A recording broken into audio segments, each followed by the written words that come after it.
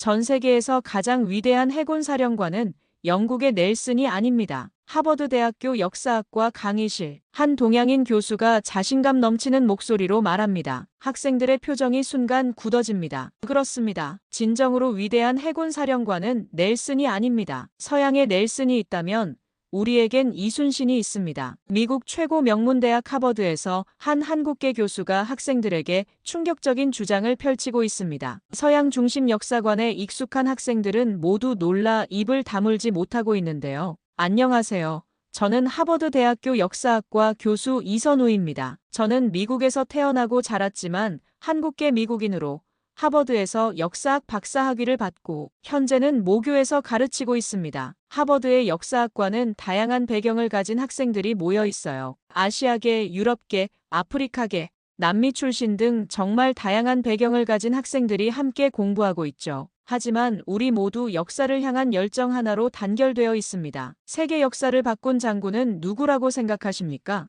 강의실에 던진 제 질문에 학생들의 손이 하나둘 올라갔습니다. 하버드 대학교 역사학과 강의실, 이곳은 제가 10년 넘게 자리를 지켜온 전장과도 같은 곳이죠. 매 학기마다 같은 질문으로 수업을 시작합니다. 그리고 매번 같은 대답들이 돌아옵니다. 넬슨 장군입니다. 앞줄의 금발 학생이 자신있게 말했습니다. 고개를 끄덕였습니다. 트라팔가 해전의 영웅 호레이쇼 넬슨, 좋은 대답입니다. 마젤란이요. 다른 학생이 외쳤습니다. 콜럼버스는요? 잠깐, 프랜시스 드레이크도 있잖아요. 학생들의 목소리가 강의실을 가득 채웁니다. 그들의 열정적인 토론을 지켜보며 미소 지었습니다. 하지만 제 가슴 속에선 다른 이름이 울려 퍼지고 있었습니다. 매년 이 순간을 위해 준비했지만 오늘은 특별했습니다. 더는 참을 수 없었습니다. 이순신 장군입니다. 제 목소리가 강의실에 울려 퍼졌습니다. 학생들의 웅성거림이 갑자기 멈췄어요. 그 순간 저는 제 두 세계가 충돌하는 소리를 들었습니다. 하버드 교수 이선우와 한국인 이선우 사이에 오랜 균열이 드러나는 순간이었죠. 오늘 우리는 세계 해전사에서 가장 과소평가된 인물에 대해 이야기할 겁니다. 강단에 서서 학생들의 얼굴을 하나하나 바라봤습니다. 백인, 흑인, 히스패닉, 아시아계까지 다양한 학생들이 앉아 있었죠. 그러나 그들의 눈빛은 한결같았습니다. 혼란스러움과 호기심이 뒤섞인 표정이었습니다. 오늘 마침내 제가 오랫동안 가슴에 품어온 이야기를 풀어놓을 시간이 왔습니다. 이순신 장군의 이야기를, 또 어쩌면 제 자신의 이야기를 하버드 강단에서 외칠 순간이 왔습니다. 이순신이요? 첫 번째 질문이 던져졌습니다. 한국계 학생도 아니었습니다. 오히려 백인 학생의 입에서 나온 질문이었죠. 그의 눈에는 의문이 가득했습니다. 다른 학생들의 표정도 마찬가지였어요. 뭔가 익숙하지 않은 낯선 이름을 들었을 때의 그 미묘한 불편함이 교실 전체에 번졌습니다. 이순신. 16세기 조선의 해군 장군입니다. 칠판에 영어로 이름을 적었습니다. 그리고 한글로 이순신도 함께 썼습니다. 학생들이 호기심 어린 눈으로 그 글자들을 바라봤습니다. 제 심장은 여전히 빠르게 뛰고 있었습니다. 이 순간이 제가 가장 두려워했던 순간이었으니까요. 거부감, 무관심, 혹은 그저 지루함. 이런 반응들이 제 강의를 기다리고 있을지도 모른다는 두려움이 있었습니다. 교수님, 솔직히 한국 역사에 대해서는 잘 모르겠습니다. 유럽 중심의 세계사만 배워왔거든요. 한 여학생이 솔직하게 말했습니다. 그녀의 말에 여러 학생들이 고개를 끄덕였어요. 그들의 반응에 실망감이 밀려왔지만 동시에 이해도 됐습니다. 저 역시 그들과 같은 교육을 받아왔으니까요. 괜찮습니다. 저도 처음엔 그랬으니까요. 하버드를 졸업할 때까지 이순신 장군에 대해 제대로 알지 못했습니다. 잠시 침묵이 흘렀습니다. 강의실의 기류가 달라지는 걸 느꼈어요. 학생들의 눈에서 호기심이 더 커지고 있었습니다. 제가 한국계 미국인 교수라는 사실을 알고 있던 학생들은 더욱 집중하기 시작했죠. 오늘 여러분이 배울 인물은 서양 역사책에는 거의 등장하지 않습니다. 하지만 동아시아 역사에서는 넬슨 장군보다 더 중요한 인물이죠. 프로젝터를 통해 다음 슬라이드로 넘어갔습니다. 16세기 동아시아 지도가 나타났어요. 조선, 일본, 명나라가 표시된 지도였습니다. 학생들의 시선이 일제히 스크린으로 모였습니다. 1592년 일본의 도요토미 히데요시가 조선을 침략했습니다. 역사책에는 임진왜란이라고 기록된 전쟁이죠. 히데요시의 목표는 조선을 정복하고 나아가 명나라 중국까지 차지하는 것이었습니다. 강의실은 여전히 조용했지만 이제는 불편한 정적이 아닌 집중의 침묵이었습니다. 학생들의 눈빛이 달라지고 있었어요. 그들은 모르던 역사의 조각을 발견한 듯 했습니다. 당시 조선은 준비가 되어 있지 않았습니다. 육군은 무너졌고 왕은 수도를 버리고 도망쳤죠. 모든 것이 끝난 것처럼 보였습니다. 하지만 잠시 말을 멈추고 학생들의 표정을 살폈습니다. 이제 그들의 눈에는 궁금증이 가득했습니다. 기다림의 긴장감이 교실을 채웠습니다. 바다에는 이순신이 있었습니다. 여러분,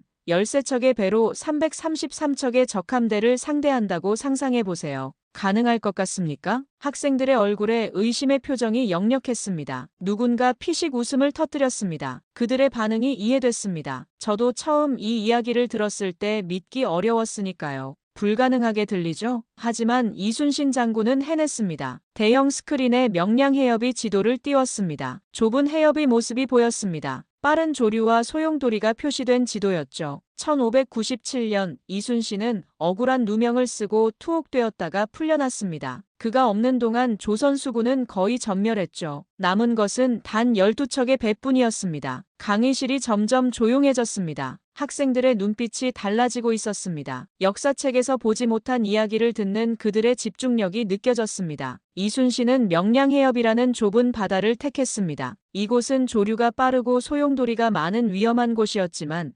동시에 지리를 아는 자에게는 최고의 전장이었습니다. 손으로 지도의 좁은 해협을 가리켰습니다. 스크린에 명량해전의 재현 영상을 보여주기 시작했습니다. 학생들의 눈이 일제히 커졌습니다. 일본군은 자신들의 압도적인 수적 우세를 믿었습니다. 333척이 13척을 상대하는 건 사냥과 다름없다고 생각했겠죠. 하지만 이순신은 달랐습니다. 잠시 영상을 멈추고 학생들의 반응을 살폈습니다. 그들의 표정에서 놀라움을 읽을 수 있었습니다. 역사 수업에서 보기 힘든 진지한 몰입감이었죠. 이순신은 해협의 빠른 조류를 이용했습니다. 조선의 전투함인 거북선과 판옥선은 일본의 배보다 크고 무거웠지만 조류를 타고 이동하는 데는 더 유리했죠. 반면 일본 함대는 좁은 해협에서 서로 부딪히며 혼란에 빠졌습니다. 다시 영상을 재생했습니다. 좁은 해협에서 벌어지는 해전의 모습이 생생하게 펼쳐졌습니다. 학생들은 숨소리조차 내지 않고 보고 있었습니다. 결과는 어땠을까요? 이순신은 단 한 척의 배도 잃지 않고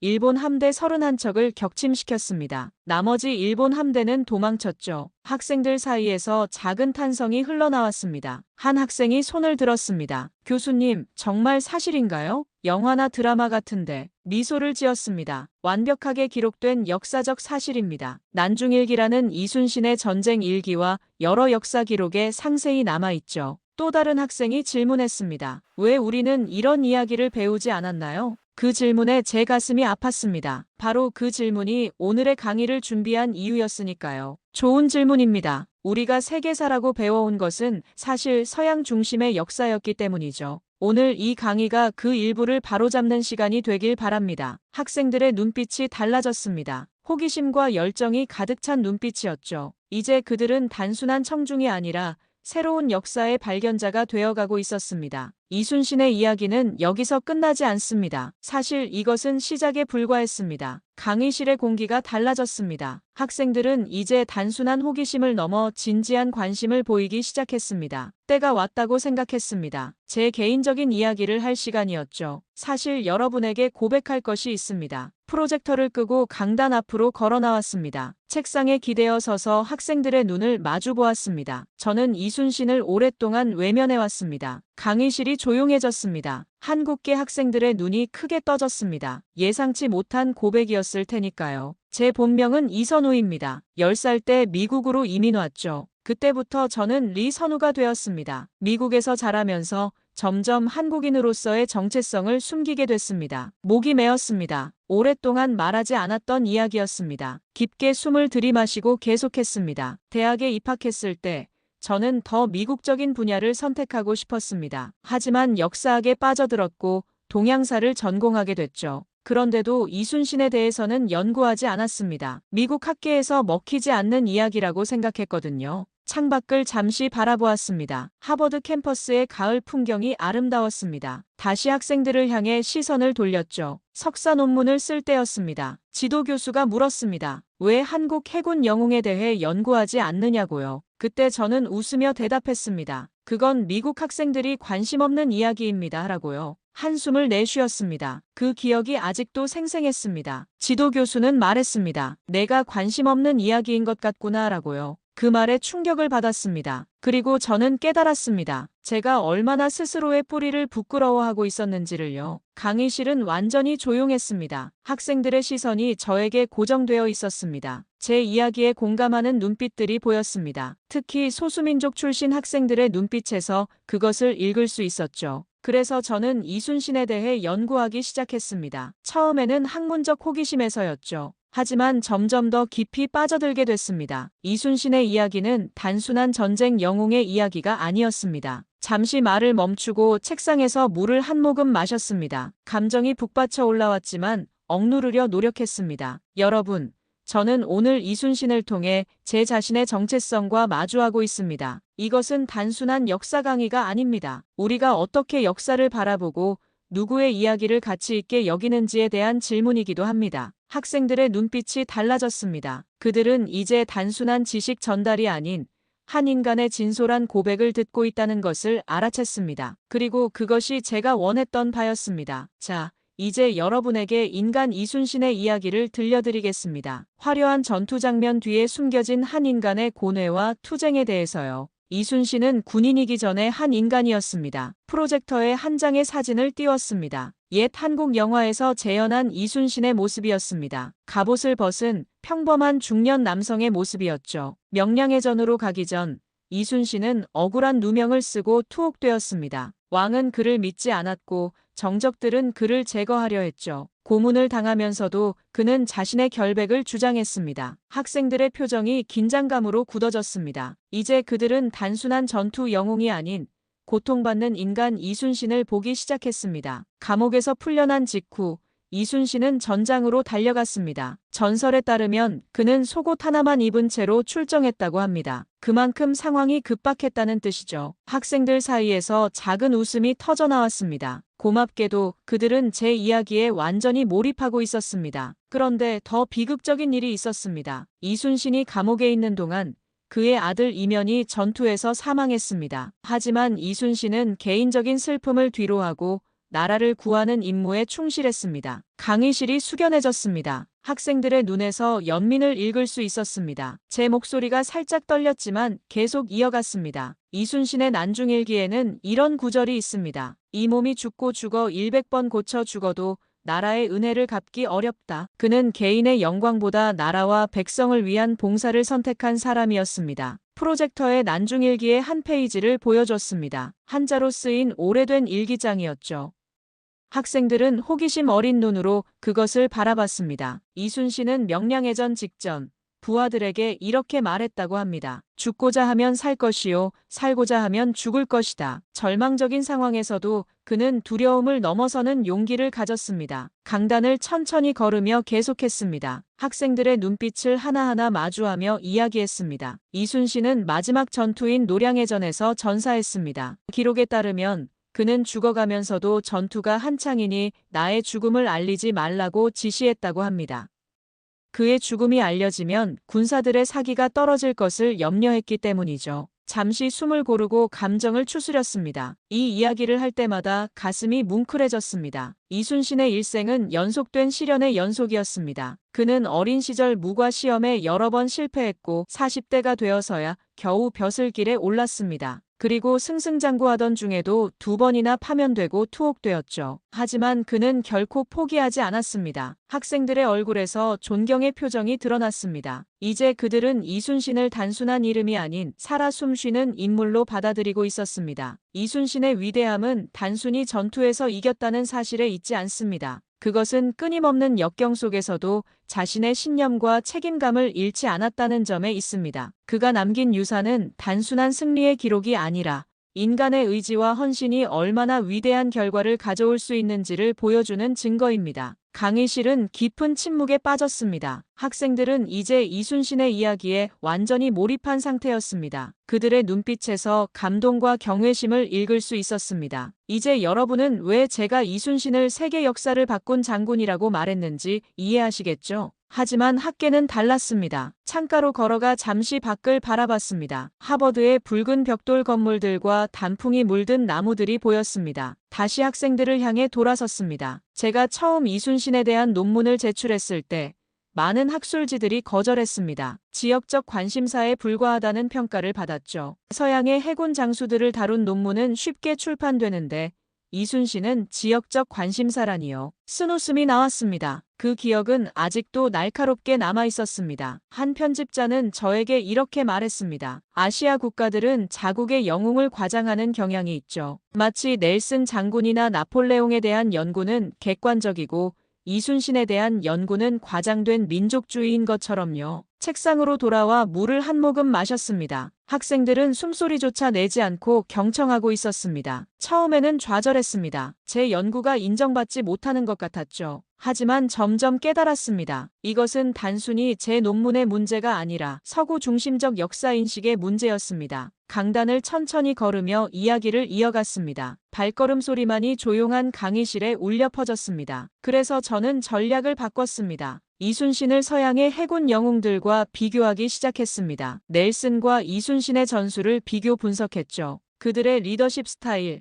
혁신적인 전술, 역경을 극복하는 방식 등을 객관적으로 연구했습니다. 프로젝터를 다시 켜고 제 논문 중 하나를 보여줬습니다. 넬슨과 이순신 해군 리더십의 두 패러다임이라는 제목이었습니다. 이 접근법이 효과가 있었습니다. 서서히 학술지들이 제 논문을 받아들이기 시작했죠. 하지만 여전히 저항은 있었습니다. 한 동료 교수는 제게 이렇게 말했습니다. 동양의 항해 기술이 서양만큼 발달했다고 믿기 어렵다고요. 손을 허공에 들어 답답함을 표현했습니다. 학생들도 제 감정에 공감하는 듯 보였습니다. 그래서 저는 더 깊이 연구했습니다. 조선의 판옥선과 거북선 설계도를 복원하고 그 성능을 현대 해양공학적 관점에서 분석했습니다. 결과는 놀라웠습니다. 이순신 시대의 조선 전함들은 당대 최고 수준의 공학적 설계를 갖추고 있었죠. 열정이 차올랐습니다. 이 부분은 제가 가장 자랑스러워하는 연구였습니다. 10년 전, 저는 마침내 이순신 동아시아를 구한 장군이라는 책을 출판했습니다. 처음에는 반응이 미미했습니다. 하지만 점점 관심이 커졌고